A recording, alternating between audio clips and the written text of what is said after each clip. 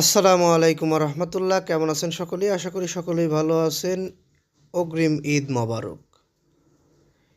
ঈদের দিন কিছু কিছু অঞ্চলে বৈশাখী ঝড় হতে পারে, অর্থাৎ কাল বৈশাখী ঝড়ের আশঙ্কা দেখা দিয়েছে এবং এই ঝড়ের সাথে বজ্রসহ বৃষ্টি হওয়ার সম্ভাবনা অনেকটাই বেশি।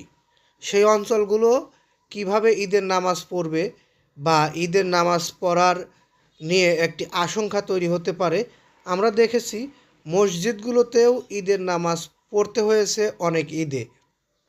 তার মধ্যে এইবারকার ঈদটিও একটি হতে চলেছে যেখানে হয়তো মসজিদগুলোতে ঈদের নামাজ পড়তে হতে পারে। এ কারণে সবার প্রস্তুতি রাখা জরুরি। কোন কোন জেলার লোকজন বা কারা কারা প্রস্তুতি রাখবেন, কোন কোন জেলার লোকজন প্রস্তুতি রাখবেন, সেগুলো আমরা এই নিউজটির মধ্যে জানিয়ে দেব। একটু ধৈর্য সহকারে পুরো নিউজটি দেখবেন। ঈদের দিন কালবৈশাখীর আশঙ্কা, নামাজের সময় বৃষ্টি হতে পারে। পবিত্র ঈদুল ফিতর সামনে রেখে দেশ জুড়ে উৎসবের আমেজ তৈরি হয়েছে, কিন্তু এই উৎসবের আমেজটি বৃষ্টি ও ঝড়ের মধ্যে পড়তে যাচ্ছে। এই মৌসুমে কালবৈশাখী শুরু হওয়ায় ঈদের আগে ও পরে ঝড় বৃষ্টির প্রবণতা অনেকটাই বেশি জানিয়েছেন বাংলাদেশ ওয়েদার অবজারভেশন টিম। তারা জানিয়েছেন ঈদের আগের দিন থেকে শুরু করে পরবর্তী কয়েকদিন ধরে বিভিন্ন অঞ্চলে দফায় দফায় ঝড় বৃষ্টি হবে।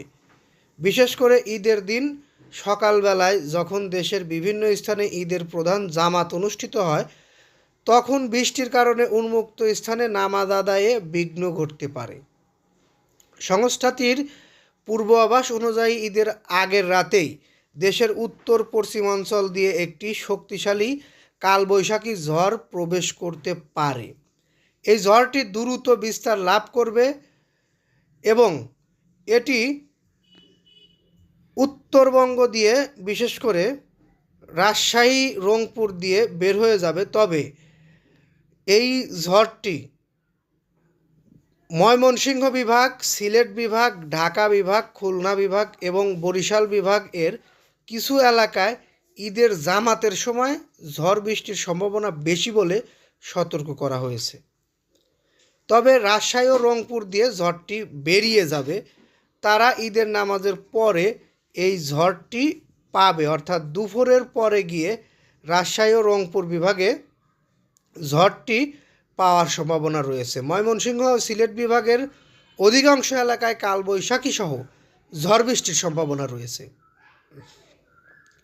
আপনারা সবাই সতর্কতা অবলম্বন করবেন, ঈদের নামাজটি আদায় করতে পারবেন বলে আমরা আশা প্রত্যাশী। তারপরও ওয়েদারের ব্যাপার, এটি আল্লাহর হাতে, কি হবে আমরা বলতে পারছি না। যাই হোক, এতক্ষণ ধৈর্য সহকারে নিউজটি দেখার জন্য আন্তরিক ধন্যবাদ। আমাদের থেকে এরকম ওয়েদারের সকল আপডেট নিউজ সবার আগে পেতে চ্যানেলটি সাবস্ক্রাইব করে বেল বাটন অন করে রাখবেন। ভালো লাগলে লাইক, কমেন্ট, শেয়ার করবেন। এই বলে এখান থেকে বিদায় নিই। আসসালামু আলাইকুম।